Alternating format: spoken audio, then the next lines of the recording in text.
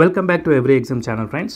నిన్న మనం హైకోర్టు యొక్క ప్రీవియస్ పేపర్ అయినటువంటి 2025 ఏప్రిల్ 18, 2025 జరిగిన ఎగ్జామినర్ గురించి ఆల్రెడీ మనం 2 పార్ట్స్లో 50 క్వశ్చన్స్ జనరల్ స్టడీస్వి కంప్లీట్ చేసుకున్నామండి. ఫుల్ లెంత్ ఎక్స్ప్లెనేషన్ తోటి మీకు ఎక్స్ట్రా బిట్స్ తోటి దాదాపుగా ఒక 50 క్వశ్చన్స్ అన్నట్టుగా కానీ 250 క్వశ్చన్స్ వరకు మీకు కవర్ అయి ఉంటాయి. That to very very important and interesting, మళ్ళీ ఖచ్చితంగా అడగడానికి అవకాశం ఉన్నటువంటి బిట్లని ఇంటర్లింక్ చేస్తూ మీకు ఖచ్చితంగా మెమొరీ అనేది ఉండే విధంగా నేను ఎక్స్ప్లెయిన్ చేయడం జరిగిందండి. సో ఆ 2 పార్ట్స్ రిలేటెడ్ ఖచ్చితంగా చూడండి. సో ఇప్పుడు ఇవాళ థర్డ్ పార్ట్ చెప్పుకుందాం. దీంట్లో మిగతా ఏంటంటే 51 నుంచి 90 వరకు ఉన్నాయండి. సో ఇవేంటంటే లైక్ ఇంగ్లీష్ అండి. సో మొత్తం ఇది ఇంగ్లీష్ అనమాట. సో ఇంగ్లీష్ గురించి ఈరోజు మనం ఎక్స్ప్లెనేషన్ ఇచ్చుకుందాం. సో వెళ్ళిపోదాం. సో ఇంగ్లీష్ 51st క్వశ్చన్ కానీ.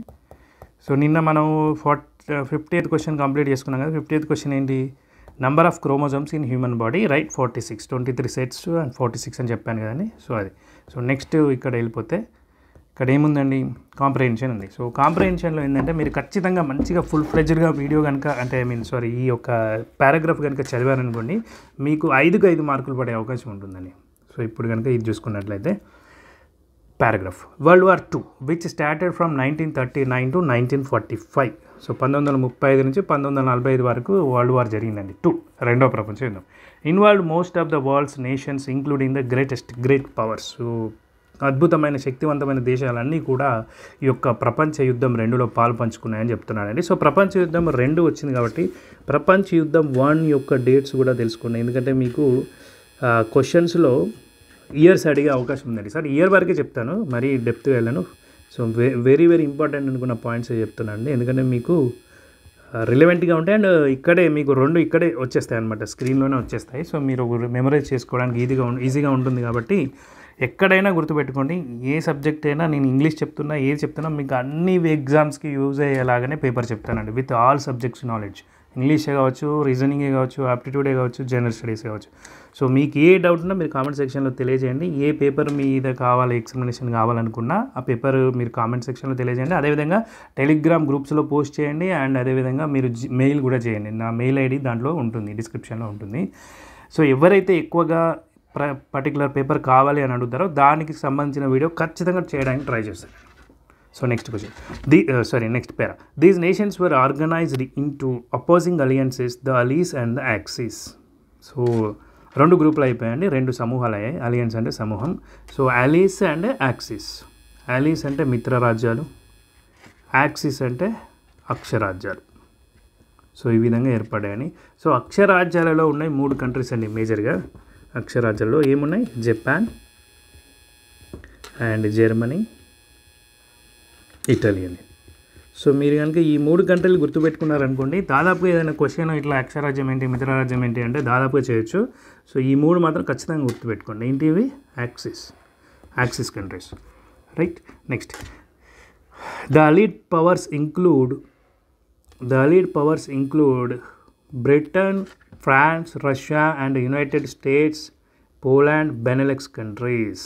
సో ఇక్కడ మిత్ర రాజ్యాలలో ఏమేమి ఉన్నాయండి అంటే బ్రిటన్ ఉంది, ఫ్రాన్స్ ఉంది, రష్యా, ఓకే. ఇక్కడ పోలాండ్, యునైటెడ్ స్టేట్స్. బెనెలెక్స్ అంటే మీకు ఐడియా ఉండదు. బెనెలెక్స్ అంటే BIE అంటే బెల్జియం, NE అంటే నెదర్లాండ్, LUX అంటే లక్సెంబర్గ్. సో ఈ 3 కంట్రీస్ని కలిపి మనం బెనెలెక్స్ ఒక యాక్రోనిమ్గా తీసుకుంటాం. So బెనెలెక్స్ countries.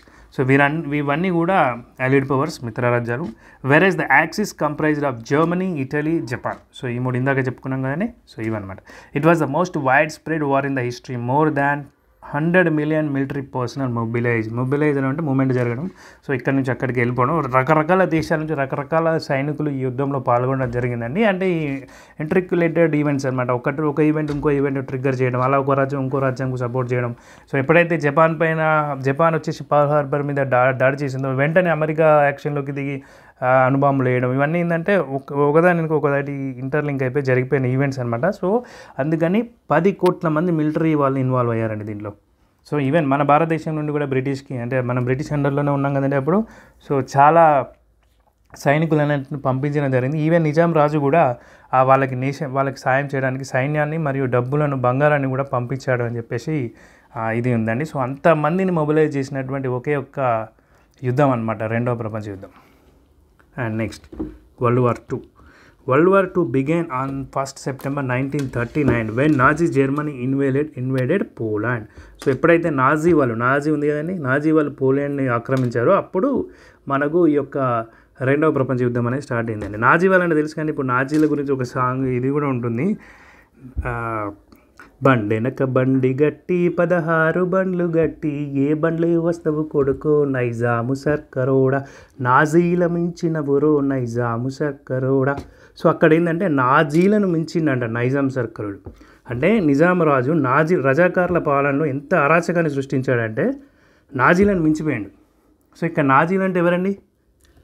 జర్మనీ నాజీ సైన్యం ఉంటుంది కదండి. సో వాళ్ళు ఏంటంటే చాలా క్రూరత్వంగా ఉండేవాళ్ళు అనమాట ఆ సైన్యము. అంటే ఏదైనా వాళ్ళు అడుగు పెడితే తుడిచి పెట్టుకుపోయే విధంగా, మళ్ళీ యుద్ధ ఖైదీలను వాళ్ళు ట్రీట్ చేసే విధానం అరాచకంగా, ఒక ఎట్లా అంటే చీకటి గదులలో బంధించి వాళ్ళకు కెమికల్స్ యాసిడ్స్ నోట్లలో పోసినటువంటి అలాంటి చాలా జుగుప్సాకరమైనటువంటి చేసినటువంటి సైన్యం నాజీ సైన్యం అండి. సో వాళ్ళు ఏం చేశారు, ఫస్ట్ పోలాండ్ని చేశారనమాట. సో ఆక్రమించారు. సో అప్పుడు యుద్ధం స్టార్ట్ అయింది. Subsequently France and Britain declared a war and Germany. So వెంబటే ఏం చేశారు, ఫ్రాన్స్ బ్రిటన్ వచ్చేసి జర్మనీ పైన యుద్ధం చేయడం డిక్లేర్ చేశారు. Germany, Italy and Japan join. So వీళ్ళు ముగ్గురు మళ్ళీ ఎవరండి, యాక్సిస్ పవర్స్. సో వీళ్ళు జాయిన్ అయిపోయి subdue the rest of the world. ఇక్కడ సబ్డ్యూ అనే వర్డ్ మీనింగ్ తెలుసుకోవాలండి. సబ్డ్యూ అంటే ఫోర్స్ తోటి మనం ఒక బలవంతంగా దేశం కానీ లేకుంటే మిగతా ఇక్కడ ఏమంటారో రెస్ట్ ఆఫ్ ద వరల్డ్ని మన కంట్రోల్లోకి తీసుకోవడం అనమాట. దాన్ని సబ్డ్యూ అంటారు. సో దానికోసం అనేది జపానీస్ వీళ్ళందరూ యాక్సిస్ పవర్స్గా ఇన్వాల్వ్ అయ్యారు. Next, the Japanese entered the war with a surprise attack on the American base of pearl harbour on December 7th, 1941. So surprise attack చేసిందండి జపాన్ అమెరికా మీద, పర్ల్ హార్బర్ మీద చేసింది. So దానికి ప్రతిఘటనగా America కూడా మిత్ర దేశాల్లో join అయిపోయిందండి. ఎప్పుడైతే అమెరికా ఇన్వాల్వ్మెంట్ వచ్చిందో సో ఆటోమేటిక్గా చాలా విధ్వంసం అనేది జరిగిందండి. సో ఆల్రెడీ మ్యాన్హాటన్ ప్రాజెక్ట్లో భాగంగా వాళ్ళు తయారు చేస్తున్నటువంటి బాంబ్స్ ఉంటాయి, అణుబాంబులు. సో వాటిని ఈ యొక్క జపాన్ పైకి డైవర్ట్ చేసేసి ఆ వెపన్స్, అప్పుడున్న ఆయుధాలు ఏమున్నా కూడా అమెరికా మొత్తం దీంట్లోనే పోసిందంటే దీంట్లోనే involve చేసిందన్నమాట. USA poured all its weapons and military supplies into the war and finally Allies won 1995. So 1945 ఎప్పుడైతే అమెరికా వచ్చి తన యొక్క యుద్ధ యంత్రాంగాన్ని ఇన్వాల్వ్ చేసిందో సో ఆటోమేటిక్గా మిత్ర రాజ్యాలన్నీ గెలిచాయండి. Right. World War II became the biggest conflict in the history of mankind with over 70 million casualties. అంటే 70 మిలియన్ 7 కోట్ల మంది చనిపోయారండి. సో అందుకే ఇది ఒక చాలా పెద్ద ఘర్షణ అన్నమాట హిస్టరీలోనే, మన మానవ జాతి హిస్టరీలోనే అతిపెద్ద ఘర్షణగా దీన్ని చెప్తారు. It was marked by some of the deadliest actions against civilians like the Holocaust in Germany. And చాలా అరాచకమైన క్రూరత్వమైన కొన్ని యాక్షన్స్ కూడా దీంట్లో జరిగిందనమాట. ఏంటంటే జర్మనీలో హోలోకాస్ట్ అంటే మారణ హోమం, వినాశనం అంటారు. సో అక్కడ మొత్తం జెనోసైడ్ జరిగింది, అంటే చాలామందిని చంపేయడం జరిగింది. చెప్పాను కదా ఈ యొక్క వరల్డ్లోనే అంటే ఇప్పటి వరకు జరిగిన దాంట్లో అతిపెద్ద ఘర్షణ అనమాట. ఇంకా World War III వస్తే ఇంకా ఏం ఉండదండి. అంటే యుద్ధం అనేటువంటిది అణుయుద్ధాల తరపుగా యుద్ధం వెళ్ళింది అంటే ఇంకా విజేతలు ఎవరు ఉండరు, ఏముంటుంది, వినాశనం మాత్రమే ఉంటుంది అదనమాట. సో ఆఫ్టర్ ఎఫెక్ట్స్ అనేటువంటి చాలా తర్వాత తెలుస్తాయి, మనకు ముందు తెలియదు. సో ఇప్పుడు చూడండి, and the use of atomic bombs against Japan by the USA. So ఇది కూడా ఒక డెడ్లియెస్ట్ యాక్షన్ అనమాట. సో అణుబాంబులని జపాన్ పైకి USA జారవిడ్చడం. Right. The first atom bomb was dropped on Hiroshima on 6th August 1945. So మొట్టమొదటి అణుబాంబుని హిరోషిమా మీద చేసింది అమెరికా. అండ్ సెకండ్ అణుబాంబుని నాగసాకి మీద చేసింది 9th August 1945. So 6th August చేసిన బాంబు పేరు ఏంటంటే లిటిల్ బాయ్ అండి, గుర్తుపెట్టుకోండి. వెరీ వెరీ ఇంపార్టెంట్, మీకు ఎక్కడైనా అడిగే అవకాశం ఉంది. అండ్ 9th August రోజు నాగసాకి మీద వేసినటువంటి బాంబు పేరు ఏంటంటే ఫ్యాట్ మ్యాన్.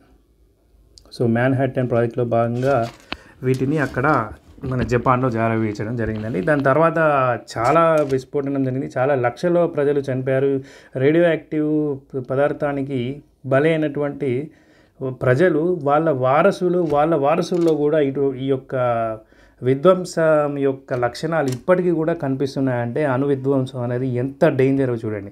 ఇంకొక విచిత్రమైన గమ్మత్తైన సంఘటన నేను చెప్పనండి. ఇక్కడ ఏంటంటే ఎవరైతే ఆ బాంబు జారవిడ్చాడో ఆ యుద్ధ ఎయిర్ క్రాఫ్ట్లో ఉన్నటువంటి అమెరికన్ పర్సన్ అక్కడ నుంచి వెంటనే బాంబు వేసేసి రివర్స్ అయిపోయాడు. కాకపోతే ఫ్రాక్షన్ ఆఫ్ సెకండ్లో విధ్వంసం, మష్రూమ్ మేఘాలు అంటారు కండి, మష్రూమ్ మేఘాలు వచ్చేస్తాయి. విత్ ఇన్ ఫ్రాక్షన్ ఆఫ్ సెకండ్స్లోనే మనకు ఆ యొక్క యుద్ధ మేఘం కమ్ముకుంటుంది, బాంబు మేఘం. సో అతను రిటర్న్ అయినప్పటికీ కూడా ఆ యొక్క తాకిడి అతనికి కొంచెం తగిలిందండి ఫ్లైట్లో. సో అతడు క్యాన్సర్ వ్యాధి వచ్చిందండి, క్యాన్సర్తో పోరాడాడు. సో అదే టైంలో ఇతను బాంబు వేసినప్పుడు కింద ఉన్నటువంటి ఒక వ్యక్తి కూడా తన కుటుంబం మొత్తాన్ని కోల్పోయాడండి. సో ఆ పర్సన్, జపనీస్ పర్సన్, ఈ అమెరికా పర్సన్ ఇద్దరు కలిసి తర్వాతి కాలంలో అణ్వాయుధాలకు వ్యతిరేకంగా ఉద్యమాన్ని చేశారండి. అంటే చూడండి, ఆఫ్టర్ ఎఫెక్ట్స్ అణ్వాయుధం వల్ల దాడి చేసినవాడు, దాడి చేయబడినవాడు ఇద్దరు కూడా కలిసి యుద్ధం అంటే అణ్వాయుధానికి వ్యతిరేకంగా చేశారు. అంటే అది అండి మన మానవ జాతికి అవసరం లేనటువంటి ఒక ఇదనమాట అణ్వాయుధం అనేది. కాకపోతే ఇప్పుడు ఇంకొకటి అండి, అణు విద్యుత్ కోసం కూడా చేస్తారు కదా, ఆయుధం కాకుండా ఇట్లా వినాశానికి కాకుండా ఎలక్ట్రిసిటీ ప్రొడ్యూస్ చేయడానికి కూడా అణు విద్యుత్ అని చేస్తారు కదా. సో దాంట్లో కూడా ఒక డెడ్లీ ఇన్సిడెంట్ జరిగింది చూసారా, ఎక్కడది అంటే చెర్నోబిల్లో జరిగినప్పుడు. సో అక్కడ ఏమైందండి, ఒక సిటీ అండి, ఒక సిటీ ఇప్పటికీ కూడా విడిచివేయబడ్డటువంటి సిటీ, అబాండన్డ్ సిటీ అంటారు.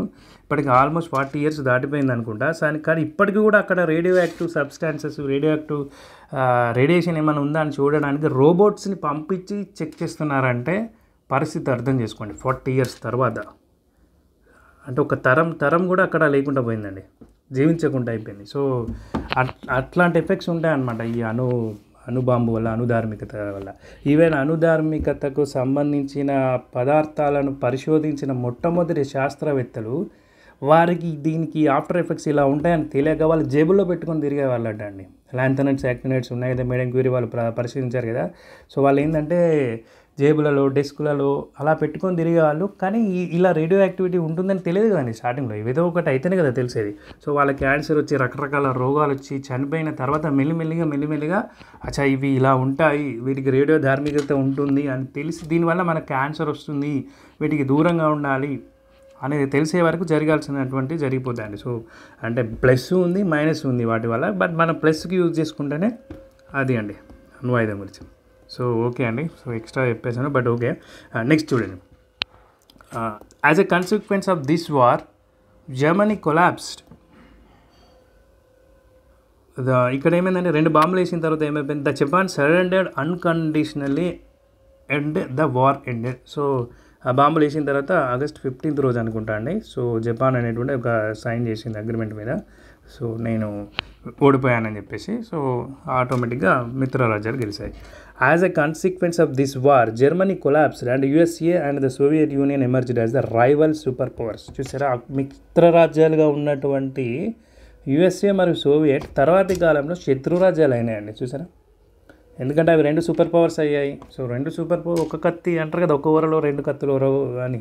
సో ఆ విధంగా ఏమైపోయినా అవి శక్తివంతమైన ప్రచ్ఛన్న యుద్ధానికి దారితీసింది రష్యా. సోవియట్ యూనియన్ అంటే అప్పుడు రష్యా కదండి. 1991లో డివైడ్ అయ్యేంత వరకు కూడా సోవియట్ యూనియన్గా ఉంది. తర్వాత ఈ రష్యా రాజ్యాల దేశాలకు విడిపోయింది. Germany was divided into 2 parts, east Germany and Russia. So తూర్పుకు రష్యా ఉంటుంది కాబట్టి తూర్పు వైన ఉన్నటువంటి జర్మనీ రష్యా అధీనంలో ఉండింది. డివైడ్ అయింది 2 పార్ట్స్గా జర్మనీ. అండ్ వెస్ట్ జర్మనీ, పశ్చిమ వైపు ఉన్నటువంటి జర్మనీ బ్రిటన్, ఫ్రాన్స్, అమెరికా ఈ ముగ్గురి చేతిలో ఉందన్నమాట. బ్రిటన్, ఫ్రాన్స్, అమెరికా మిత్రరాజ్యం. సో ఇది కూడా మిత్రరాజ్యమే రష్యా కూడా, బట్ ఇప్పుడు ఇలా డివైడ్ అయిపోయిన తర్వాత పంచుకున్నాయి అనమాట. The UNO was established in 1945 to foster international cooperation, prevent future conflicts. భవిష్యత్తులో రాబోయే ఘర్షణలను తగ్గించడానికి మరియు అదేవిధంగా దేశాల మధ్య ఒక స్నేహాన్ని పెంపొందించడానికి ఈ యొక్క UNO, యునైటెడ్ నేషన్స్ ఆర్గనైజేషన్ అనేటువంటిది 1945 October 24 కదండి.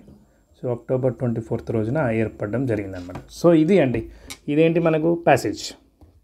సో ఈ ప్యాసేజ్లో మనకు మొత్తం అయిపోయింది కానీ, సో ఇప్పుడు మనం ఒక క్వశ్చన్, 5 questions ఉన్నాయి. సో 5 questions చూద్దాం మనం. సో దీంట్లో first question, why was the United Nations Organisation established? ఏంటంటే ఇక్కడ చూడండి, ఇక లాస్ట్ పాయింట్ ఉంది కదండి, to foster international cooperation, prevent future conflict. So to foster peace in the world. So శాంతిని పెంపొందించడానికి ప్రపంచంలో ఈ యొక్క యునైటెడ్ నేషన్ ఆర్గనైజేషన్స్ అనేది ఏర్పడింది. Second question, World War II began with. So మనకి ఇక్కడే ఉంది కానీ ఫస్ట్ చెప్పాను కదా నాజీ వాళ్ళు వచ్చేసి పోలాండ్ చేశారని, నాజీ వాళ్ళు వచ్చేసి పోలాండ్ ఆక్రమించారని. చూడండి, when Nazi Germany invaded Poland.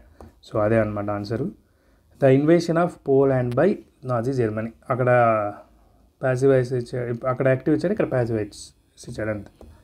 Next third question తీసుకున్నట్లయితే which of those statements was a consequence of world war two అంటే రెండవ ప్రపంచ యుద్ధానికి కాన్సిక్వెన్స్ అంటే దాని తర్వాత జరిగినటువంటి దృగ్విషయం, తర్వాత ఆఫ్టర్ ఎఫెక్ట్స్, జరుగుతున్నప్పుడు కాదు. సో ఇక్కడ మీరు చూసుకున్నారంటే it was the most wide spread war involving అంటే అది జరుగుతున్నప్పుడు, all powerful nation. The USA supplied arms and military equipment చేసింది కానీ జరుగుతున్నప్పుడు, వీడు అడిగింది తర్వాత, జరిగిన తర్వాత. Deadly actions like holocaust and atomic bombings took place జరిగాయి, అది జరుగుతున్నప్పుడు జరిగాయి. బట్ అయిపోయిన తర్వాత ఏమైందంటే జర్మనీ 2 పార్ట్స్ అయిందండి. చెప్పాగా, తూర్పు జర్మనీ రష్యా అధీనంలో అండ్ పశ్చిమ జర్మనీ ఏమో యూఎస్ఏ, బ్రిటన్, ఫ్రాన్స్ అధీనంలోకి వెళ్ళిపోయాయి. Next 54th question. The atomic bombing of Nagasaki took place in.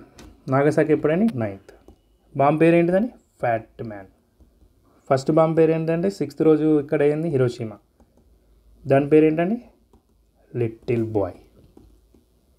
Very very important, నేను రిపీట్ చేశాను, గుర్తుపెట్టుకోండి. Next question 55. Which of these was not a member of allied powers. చూసారా, నేను first చెప్పేటప్పుడే చెప్పాను మీరు axis powers గుర్తుపెట్టుకుంటే క్వశ్చన్ చేయొచ్చని. So ఇప్పుడు ఇక్కడ చూసుకున్నట్లయితే నాట్ అన్నాడండి, నాట్ ఏ మెంబర్. సో మీకు ఇక్కడ యాక్సిస్ పవర్స్లో 3 చెప్పారు, Germany, Italy, Russia. So Germany ఇక్కడ ఉంది కదండి, ఇదే ఆన్సర్. సో మిగతా అన్ని కూడా మిత్రరాజ్యాలు. సో ఇక్కడికి మన యొక్క ఇది అయిపోయిందండి, ఏది ప్యాసేజ్. సో 56th క్వశ్చన్ అండి. Select the most appropriate synonym of the word uproar. Uproar అంటే ఏంటండి? అప్రోర్ అంటే అల్లకల్లోలం, గందరగోళం అంటారు కదా. సో దానికి సినానిమ్ అంటే ఏంటండి? ఎప్పుడు జరుగుతుంది ఇది సినానిమ్? అప్రోర్ అనేది ఎప్పుడు జరుగుతుంది? ఒక ప్రొటెస్ట్, ధర్నా జరిగినప్పుడు జరుగుతుంది. సో ప్రొటెస్ట్ అనేటువంటి దానికి మీనింగ్ అనమాట. Next question. Select the most appropriate antonym. Antonym అంటే వ్యతిరేకార్థం. ఆక్యుపై. ఆక్యుపై అంటే ఏంటంటే ఆక్రమించడం.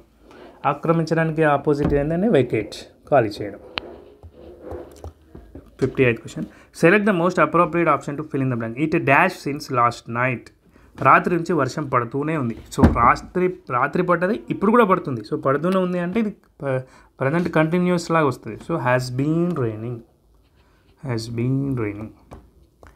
Next. Sita was the youngest of all other girls. So ఇక్కడ ఏంటంటే identify the part that error detection, spot the error అంటారు కదా. సో ఎర్రర్ అనేది detect చేయాలి. Sita was the youngest of all other girls. Other girls అంటే ఏంటండి? సీత కాకుండా మిగతా వాళ్ళకంటే ఈమె చిన్నది అంటే మిగతా వాళ్ళలో ఈమె ఉండదు కానీ అసలు మిగతా వాళ్ళలో ఈమె ఉండదు కాబట్టి మిగతా వాళ్ళలో కాదు, అందరి గర్ల్స్లో. సో అదర్ అనేది ఉండదు ఇక్కడ. సో అదే error. Next. Dash. I'm dash university teacher. So ఇక్కడ ఏనా యానా చూడండి, ఇక్కడ నేను ఒక యూనివర్సిటీ టీచర్ అని చెప్తున్నాడు. సో ఇక్కడ జనరల్గా ఏంటంటే అచ్చు శబ్దాల ప్రొనౌన్సియేషన్ ఉన్నప్పుడు, వావెల్ సౌండింగ్ ఉన్నప్పుడు ఏ వస్తుంది, కాన్సోనేట్ సౌండింగ్ ఉన్నప్పుడు యాన్ వస్తుంది. సో ఇక్కడ యు అనేది వావెల్ అయినప్పటికీ యూనివర్సిటీ అని ఈ యొక్క శబ్దం అనేది కాన్సోనేట్ సౌండ్ లాగా వస్తుంది. ఊలాగా రావట్లేదు, ఆలాగా రావట్లేదు, ఈలాగా రావట్లేదు ఎగ్జాంపుల్కి. సో యూనివర్సిటీ కాబట్టి ఇక్కడ ఏ రాదండి, యాన్ వస్తుంది.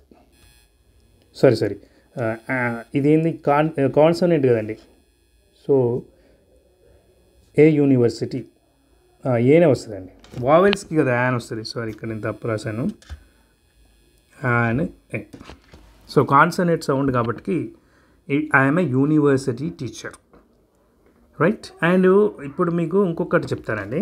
హవర్ అనేటువంటి తీసుకున్నట్లయితే హవర్లో హాఫ్ అన్ అవర్ అంటాం, రైట్. ఇప్పుడు ఇక్కడ కాన్సోనేట్ ఉంది కానీ శబ్దం వచ్చేసి అవర్ లాగా వస్తుంది. సో ఈ ఏ అనేది ఓవెల్ సౌండ్, ఆ అనేది. సో ఓవెల్ సౌండ్ కాబట్టి ఓవెల్ అయినప్పుడు యాన్ వస్తుంది కదా. సో అందుకే మనం యాన్ అవర్ అంటాం. ఇప్పుడు చూడండి హాఫ్ అన్ అవర్ అంటాం కదా, అదే అనమాట. సో ఈ యొక్క డిఫరెన్సెస్ అనేటువంటిది గుర్తుపెట్టుకోండి. Next question. Bread and butter dash the basic need of human beings.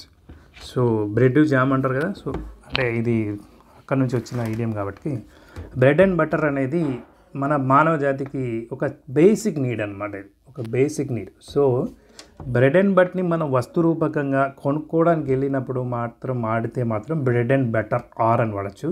But ఇక్కడ ఏంటంటే మన లైవ్లీహుడ్ గురించి మాట్లాడుతున్నాడు, మన యొక్క జీవనం కోసం మాట్లాడుతున్నాడు కాబట్టి ఈజ్ వస్తుందండి. బ్రెడ్ అండ్ బటర్ దగ్గర ఈజ్ వస్తుంది. Next 62nd correctly spelled word definitely. So మీరు ఏం చేస్తారంటే ఇక్కడ ఆప్షన్స్ జస్ట్ వర్డ్ ఐడెంటిఫై చేసి ఇక్కడ రాయడానికి ట్రై చేయండి పక్కన. సో రాయడానికి ట్రై చేసినప్పుడు ఆటోమేటిక్గా మీకు స్పెల్లింగ్ వచ్చేస్తుంది. దాన్ని ఇక్కడ వెరిఫై చేసుకోండి. అలా కాకుండా మీరు ఇక్కడే చూస్తూ ఉన్నారనుకోండి కన్ఫ్యూజ్ అయిపోతారు. సో మీకు ఆల్రెడీ కొంచెం ఐడియా ఉంటుంది, మీ యొక్క కాన్షియస్ తోటి హ్యాండ్ రన్నింగ్ రైటింగ్లో వచ్చేస్తుంది అది. Next 63rd question. Rahim goes to the mosque in dash afternoons. Rahim goes to the mosque in the afternoons, in the mornings, in the afternoons. So the వస్తుంది ఇక్కడ. Next 64th question. A minister who represents a state in a foreign country. So foreign కంట్రీలో మినిస్టర్ని represent చేసేవారిని ambassador అంటారండి. అంటే మన దేశ ప్రతినిధి వేరే రాష్ట్రంలో, వేరే దేశంలో. ఇక్కడ స్టేట్ అంటే మనము ఈ యొక్క రాష్ట్రం అనుకోకూడదండి, రాజ్యం అనుకోవాలి. రైట్, అక్కడ ఆ మీనింగ్లో వస్తుంది అనమాట. Represents a state in a foreign country. మన దేశాన్ని, దేశ ప్రతినిధిగా ఉన్నటువంటి మినిస్టర్ని ఏమంటారంటే అంబాసిడర్. అయితే ఇంకొకటి ఉంటుందండి, హై కమిషనర్ ఉంటుంది. సో మరి హై కమిషనర్ ఎవరండి? హై కమిషనర్ కూడా సేమ్ అండి, a minister who represents a state in a foreign country. But difference ఏంటంటే అండి, అంబాసిడర్ అంటేనేమో నాన్ కామన్వెల్త్ కంట్రీస్లో, కామన్వెల్త్ కంట్రీస్లో మన దేశ ప్రతినిధిని హై కమిషనర్ అంటారండి. సో హై కమిషనర్ అనేవాడు కామన్వెల్త్ కంట్రీస్ అండి. సో ఈ డిఫరెన్స్ ఒకటి గుర్తుపెట్టుకోండి. Right. Next question. Would you like to visit your friends tonight. Visit చేయాలి అంటే 2+ ఇన్ వర్బ్ ఫామ్ కదండి, 2 వస్తుంది ఇక్కడ. So would you like to visit అంటే 2. Right. Next question. Select the option that means the same. So give cold shoulder. So దీనికి meaning చెప్పమని అంటున్నాడు. అది ఒక జాతీయం అండి. ఇక్కడ టు ఇగ్నోర్ అనేది ఆన్సర్ వస్తుంది. బట్ దీనికి మీకు ఫ్లాష్ బ్యాక్ చెప్తానండి, అసలు బ్యాక్గ్రౌండ్ ఇది.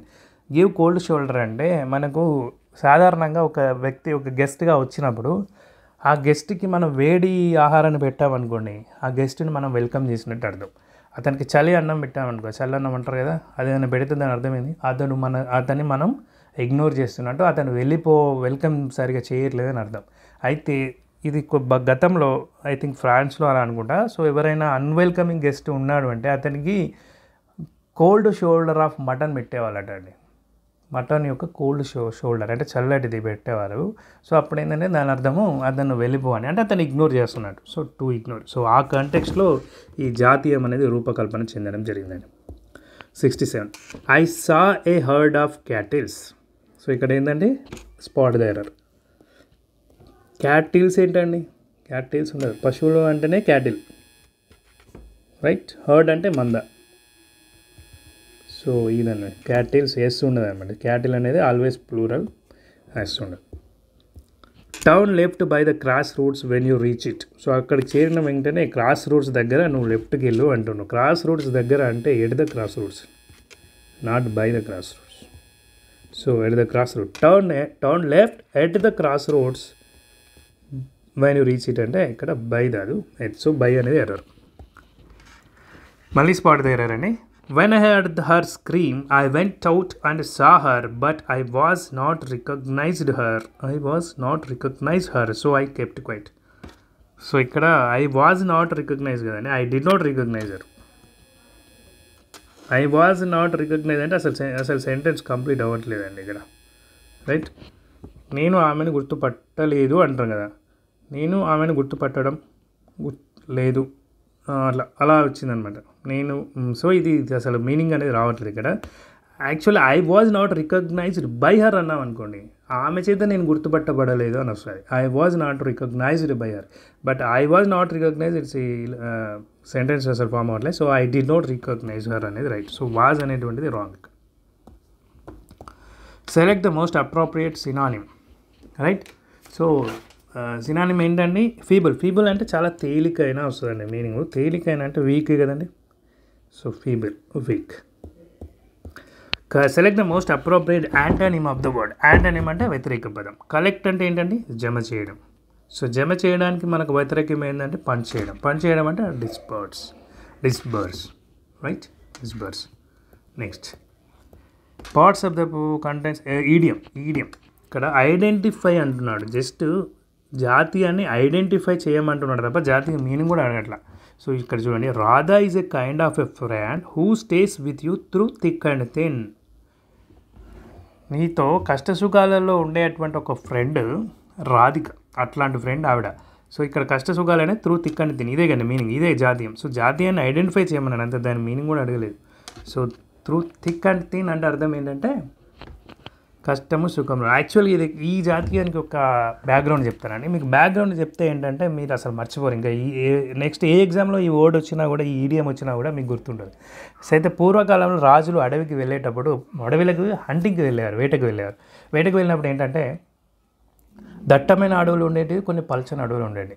సో పల్చని అడవులలో వారి యొక్క ట్రావెలింగ్ అనేటువంటిది ఈజీగా అయిపోయేది, కానీ దట్టమైన అడవులలో కొంచెం కష్టతరంగా ఉండేది. కానీ వాళ్ళకి ఖచ్చితంగా చేయాలి కాబట్టి, అంటే లైవ్లీహుడ్ కోసం అప్పుడు మరి మేబీ వేట వినోదానికి చేసేవారో లేకపోతే ఓకే ఆహారం కోసం చేసేవారో, కానీ సో ఖచ్చితంగా వెళ్ళేవారు అనమాట. ఏంటి? Through thick and thin. అది పలచకుండా కష్టమైన సుఖమైన they have to hunt. So ఆ పర్పస్లో ఇది వచ్చిందండి. సో ఆ టైంలో ఈ యొక్క కంటెక్స్ట్లో ఈ యొక్క జాతీయం అనేది ఏర్పాటు చేయడం జరిగింది. సో థిక్ అండ్ థిన్, కష్ట సుఖాలలో వెంట ఉండడం అనమాట. Next select the most appropriate synonym of the underline. Synonym అంటే పర్యాయపదం, సేమ్ అర్థం. Rahmat was worried when she saw her son running out of the house. So దీన్ని ప్రాథమిక కీలో డిస్మేడ్ ఇచ్చారండి, ఫైనల్ కీలో ఫ్రైటెండ్ అని మార్చారండి. సో ఇక్కడ రెండింటికి మీనింగ్ డిఫరెన్స్ చెప్తాను చూడండి. డిస్మేడ్ అంటే దిగులు చెందడం, అండ్ ఫ్రైటెండ్ అంటే ఆందోళనతో భయం చెందడం,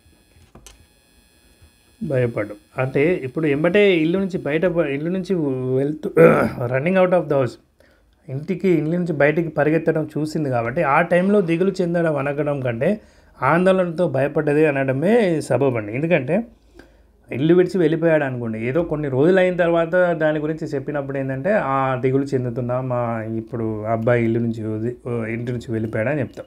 కానీ ఇంటి నుంచి వెళ్ళిపోతున్న టైంలో కాబట్టి ఫ్రైటెండ్ వస్తుంది. Next question, select ఈడియం. సేమ్ మళ్ళీ జాతీయం అండి. Rough patch, go through the rough patch. So go through the rough patch అంటే ఏంటండి? టైం బాగాలేదురా అంటాం కదా, టఫ్ టైం నడుస్తుందిరా అంటాను, అదే దాన్నే go to the rough patch అంటారు. Experience difficulties. సో ఇప్పుడు కష్టాలు వచ్చిన సమయం అన్నమాట, ఆ టైంని మనం go through the rough patch అంటాం. సో ఫర్ ఎగ్జాంపుల్ ఒకటి చెప్తే, after the sudden job loss he went through a rough patch struggling to make ends meet. So ఇక్కడ ఒక ఎగ్జాంపుల్ చెప్తుందండి. మీకు దీంట్లో 2 జాతీయాలు వచ్చేసినాయండి, అది కూడా ఎక్స్ప్లెయిన్ చేస్తాను, మీకు నెక్స్ట్ ఎగ్జామ్కి యూస్ఫుల్ ఉండొచ్చు. After the sudden job loss he went through a rough patch. So చాలా కష్టకాలాన్ని అతను ఎదుర్కొన్నాడు, rough patch. Struggling to make ends meet. So ఇక్కడ ఇంకొక జాతీయం వచ్చిందని, సో అది కూడా ఎక్స్ప్లెయిన్ చేస్తాను. Make ends meet. So to make ends meet అనేది జాతీయం అండి ఇక్కడ, రైట్? కానీ ఇక్కడ చూడండి, అతని జాబ్ సడన్గా పోవడం వల్ల rough patch, so go through a rough patch, చాలా రఫ్ ప్యాచ్లో ఉన్నాడు అనమాట, అంటే కష్టకాలంలో ఉన్నాడు. దేనికి?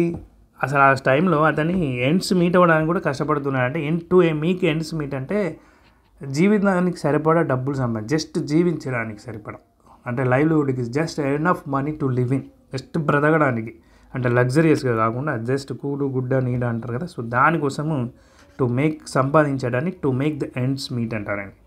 సో ఇక్కడ to go through the rough patch అంటే దానికి ఎలా వచ్చిందంటే, ఒక రోడ్ ఉంటుంది కానీ, సో రోడ్లో ఆ విధంగా గుర్తుపెట్టుకోండి, జస్ట్ రోడ్లో ప్యాచ్ ఉంటుంది, అంటే ఎగుడు దిగుడు ఉన్నటువంటి బంపీ ప్లేసెస్లో ఫిజికల్ ఎక్స్పీరియన్స్ చేస్తాం కదా, of navigating A bumpy road, దాన్ని మనం to go through the rough patch అంటాం. సో బంపీ రోడ్లో ఉన్నప్పుడు కొంచెం కష్టమే, కానీ రోడ్ బాగుంది అంతా, మధ్యలో ఒక దగ్గర ప్యాచ్ వర్క్ ఉంది అనుకోండి, అప్పుడు ఏమవుతుంది, కొంచెం కష్టం అవుతుంది. సో అదేవిధంగా ఈ go through the rough patch అంటే ఎక్స్పీరియన్స్ డిఫికల్టీస్ అనమాట.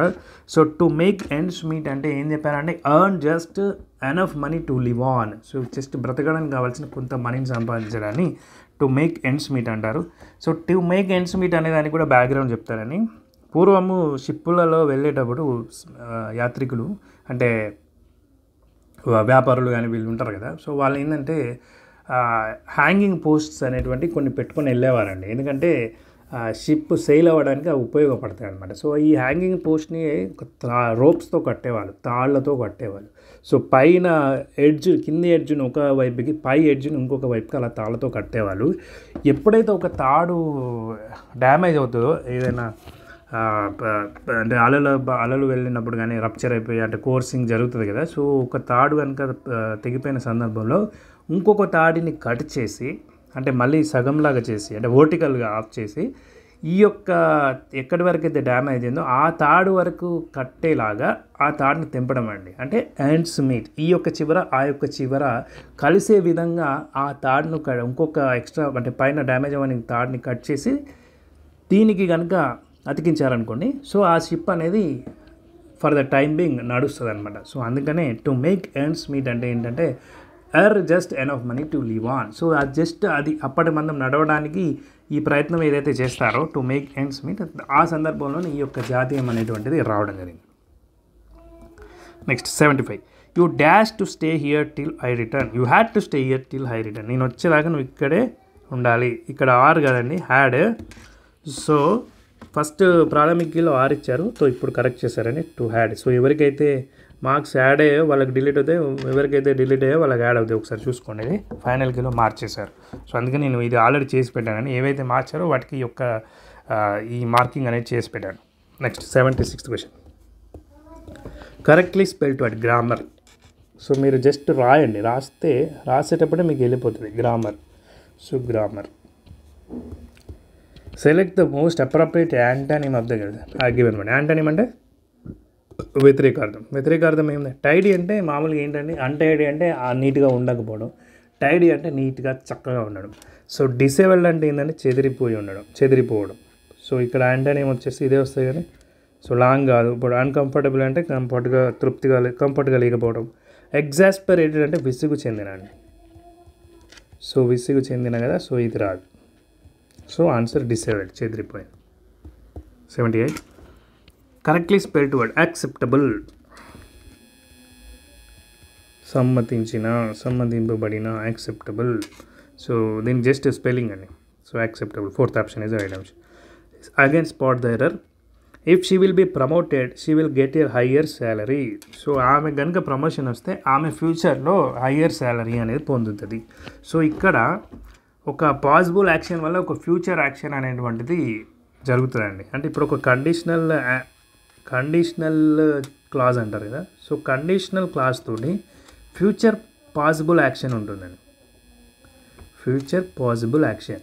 సో అదేంటి, she will get higher salary అనేది ఫ్యూచర్ పాసిబుల్ యాక్షన్ కాబట్టి ఇక్కడ విల్లే వస్తుంది. బట్ కండిషనల్ క్లాజ్ ఎప్పుడైనా కూడా సింపుల్ ప్రజెంట్లో ఉంటుందండి. సో సింపుల్ ప్రజెంట్ అంటే if she is promoted, so will be promoted అనేది రాంగ్. ఆమె కనుక ప్రమోషన్ వస్తే ఆమెకు హై శాలరీ వస్తుంది. So if she is promoted. Ganges is a holy river. The Ganges. So Ganges అనేది హోలీ రివర్. సో ఇక్కడ ఏమంటున్నాడు, కామన్ నౌన్ అడుగుతున్నాడు అండి. ఇదేమో స్పెసిఫిక్ నౌన్. గ్యాంగెస్ అనేది ఒక నది పేరు, అది ఒక్క నదికే ఉంటుంది. బట్ నది అనేది ఒక కామన్ నౌన్, వేటికైనా ఉంటుంది. ఇప్పుడు గోదావరి అయినా నది, కృష్ణ అయినా నది, గంగా అయినా నది. సో రివర్ అనేటువంటిది కామన్ నౌన్ ఇక్కడ. Select the most appropriate antonym of the given word. Antonym again crazy, పిచ్చి పడినట్టు చేయడం అంటారు కదా. ఇప్పుడు this is insane. This is insane అంటే పిచ్చి పడినట్టు చేయడం. దానికి ఆపోజిట్ సేన్. సేన్ అంటే ప్రశాంత వదనంతో విచక్షణ కలిగి ఉండడాన్ని సేన్ అంటారు. 82. He repeats this mistake day after day. So ప్రతిరోజు ఈ మిస్టేక్ అనేది ఇతను చేస్తున్నాడు కాబట్టి దాన్ని డే ఆఫ్టర్ డే, ఈ రోజు తర్వాత రేపు తర్వాత ఎల్లుండి, అంటే ప్రతిరోజు చేస్తున్నాడు అనే దాన్ని మనం డే ఆఫ్టర్ డేగా చూస్తాం. Again spot the error. 83rd question. She was laughed when she heard what had happened. So she was laughed అనేది కాదండి, she laughed అని వస్తుంది. she సో was అనేది రాంగ్ అండి ఇక్కడ. సో ఇక్కడ కూడా చూడండి, మార్చారు చూడండి ఇక్కడ ఫైనల్ కీలో. ఫస్ట్ లాఫ్డ్ ఇచ్చారు బట్ కాదు, she laughed when she heard what had happen. అసలు వాజ్ అనేది ఉండదండి. సో షీ లాఫ్డ్ అనమాట. Things happening at the same time. So సైమల్టేనియస్గా సేమ్ కాలంలో జరుగుతున్నటువంటి వాటిని సైమల్టేనియస్ అంటారు, at the same time. Right. Unanimously అంటే ఏకగ్రీవంగా, సైమల్టేనియస్లీ అంటే ఏకకాలంలో జరుగుతున్న ఈవెంట్స్ని సైమల్టేనియస్ అంటారు. సో యునానిమస్లీ అంటే ఏకగ్రీవంగా ఎన్నుకోవడం, ఆ టైంలో ఈ వర్డ్ని యూజ్ చేస్తారు. హానరర్లీ అంటే గౌరవార్థం, గో బిట్వీన్ అంటే రెండింటి మధ్యలో. సో ఇక్కడ సైమల్టేనియస్లీ అనేది వస్తుంది. 85th, A song or a poem that tells a story. ఇది కొంచెం డిఫికల్ట్ అని చెప్పాలండి. సో ఇట్లాంటివి వచ్చినప్పుడు ఇంకా రాయేసేయడమే. సో ఇక్కడ నెగిటివ్ మార్కింగ్ లేదు కాబట్టి, అదే నెగిటివ్ మార్కింగ్ ఉంటే మట్టుకి ఛాన్స్ తీసుకోవాలా వద్దా అనేది మీరు ఎప్పుడు డిసైడ్ అవుతారు. సో 100 మార్క్స్కి మీరు 60+ చేయగలుగుతున్నారు అన్నారనుకోండి, అప్పుడు అసలు నెగిటివ్ పెట్టకండి. 50 to 60 చేయగలుగుతున్నారు అనుకోండి, అప్పుడు నెగిటివ్ ఛాన్స్ తీసుకోవచ్చు. రైట్. సో ఇది ఓడే అంటే ఏంటంటే కీర్తన అండి. సో ఒక స్తుతి. సొనెట్, ఓడ్, సొనెట్ అంటే ఏంటంటే ఒక కవిత. దీంట్లో ఏంటంటే 14 లైన్స్ ఉంటాయి సొనెట్. అండ్ లిరిక్ అంటే తెలిసిందే కదా, సాహిత్యము, లిటరేచర్, లైన్స్ అనమాట. బలాడ్ ఇదే అండి మన యొక్క కథ చెప్పేటువంటి ఒక సంఘటన, కథా గీతం అంటారు దీన్ని. సో ఒక సంఘటన కానీ ఒక గతాన్ని కానీ ఒక వ్యక్తి ఒక కథను కానీ చెప్తుంది ballad. Sita was told to get off the coach అంటే సీతాకి చెప్పబడింది, అంటే నువ్వు ఆ కోచ్ నుంచి వెళ్ళిపో, ఆ కోచ్ నుంచి లేచి వెళ్ళిపో అని. కోచ్ అంటే సోఫా అండి. సో కొన్ని సందర్భాల్లో మంచాన్ని కూడా వాడతారు, బట్ ఈ పర్టికులర్ కాంటెక్స్ట్లో కూర్చున్న సోఫా మీద నుంచి లెమ్మని అర్థం అనమాట. జనరల్గా సోఫా అండి. The bell was rang by the peon on time. So rung. So ఇక్కడ యాక్టివ్ వాయిస్ కదా, బెల్ వాజ్ రంగ్, V3 రావాలి కదా, రింగ్, రంగ్. సో ఇక్కడ రంగ్ రావాలి కదా. సో వాజ్ ర్యాంగ్ కాదు, was rung, passive voice. 88th question. Rishabh is my dash brother. Older brother కదండి. Older అనేది ఒక రెండింటి మీద కంపేర్ చేసేటప్పుడు ఓల్డర్ అంటారు. సో ఇప్పుడు నీకంటే పెద్దవాళ్ళు 2 అన్నదమ్ములు ఉన్నా, 3 అన్నదమ్ములు ఉన్నా కూడా ఎల్డర్ బ్రదర్ అని అంటారు. So elder is the right answer. 89. My grandparents live in Bihar and we visit them often. So వాళ్ళనే కదా మనం కలిసేది. వాళ్ళు బీహార్లో ఉంటారట మన తాత వాళ్ళు. సో వాళ్ళని మనం కలుస్తాం ఇప్పుడు ఆఫెన్గా అంటే తరచుగా కలుస్తూ ఉంటాం. ఎవరిని? వాళ్ళను అంటే them. Next 19th question, last question అని. Select the correctly spelled word existence. So existence ఇదే మీనింగ్ అండి, మీరు రాసేయండి వచ్చేస్తుంది ఎగ్జిస్టెన్స్. సో 90 questions అండి. సో ఎగ్జామినర్ పేపర్ కంప్లీట్గా అయిపోయిందండి. సో కంగ్రాచులేషన్స్ అండి. 2 పేపర్స్ మంచిగా ఫుల్ ఫ్లెజ్గా మనం ఎక్స్ప్లెయిన్ చేసుకున్నాము. అందరికీ యూస్ఫుల్ ఉంటుందండి. మీరు ఖచ్చితంగా మళ్ళీ చూసే ప్రయత్నం చేయండి, ఎందుకంటే చాలా బిట్స్ రిపీట్ అయ్యాయి. అండ్ మీకు గుర్తుండాలంటే ఇంకొకసారి చూసారనుకోండి, గుర్తుండిపోతే జస్ట్ 30 minutes, ఇప్పుడు 40 minutes అయింది కానీ. సో కొంచెం ఎక్స్ప్లెనేషన్ ఎక్కువ ఉండడం వల్ల మీకు లెంతీ అయిపోతుంది. కానీ దట్టు నేను ఎందుకు ఇస్తున్నానంటే చాలా యూస్ఫుల్ ఉన్నవే ఇస్తున్నాను అండి, ఎందుకంటే అవి ఉంటేనే మీకు ఇంట్రెస్టింగ్గా ఉంటుంది. అదేవిధంగా మీరు ఇంటర్లింక్ చేసుకొని మెమరీ కూడా యాడ్ చేసుకునే అవసరం ఉండదండి. అంటే మళ్ళీ సపరేట్గా చూసే అవసరం లేకుండా, వేరే దాన్ని రెఫర్ చేసే అవసరం లేకుండా మీకు ఇంటర్లింక్గా ఉన్నటువంటి bits, important bits, interesting bits ఏవైతే ఇంకా వేరే ప్రీవియస్ పేపర్లో అడగడానికి అవకాశం ఉన్నా అవన్నీ కూడా చెప్తూ ఉన్నానండి. వెరీ యూస్ఫుల్ కంటెంట్, ఖచ్చితంగా యూజ్ చేసుకోండి, ఖచ్చితంగా చదవండి. మీకు ఏ కంటెంట్ అయితే కావాలనుకుంటారో, ఏ పేపర్ అయితే ఎక్స్ప్లెనేషన్ కావాలనుకుంటారో అది నాకు పోస్ట్ చేయండి టెలిగ్రామ్లో. ఓకే అండి, that's the end of the video. మీకు ఈ వీడియో నచ్చిందని అనుకుంటున్నాను. ఒకవేళ నచ్చినట్లయితే ఒక లైక్ చేయండి. అదేవిధంగా ఇది ఎవరికైతే యూజ్ ఉంటుందో వాళ్ళకి షేర్ చేయండి. అండ్ కొత్త జాబ్ నోటిఫికేషన్స్ కోసం వెయిట్ చేస్తున్న ప్రతి ఒక్కరూ సబ్స్క్రైబ్ చేసుకుని బెల్ ఐకాన్ క్లిక్ చేయండి, మీకు జాబ్ అప్డేట్స్ అందుతాయి. అదేవిధంగా టెలిగ్రామ్ గ్రూప్స్లో కూడా జాయిన్ అవ్వండి. Thank you friends.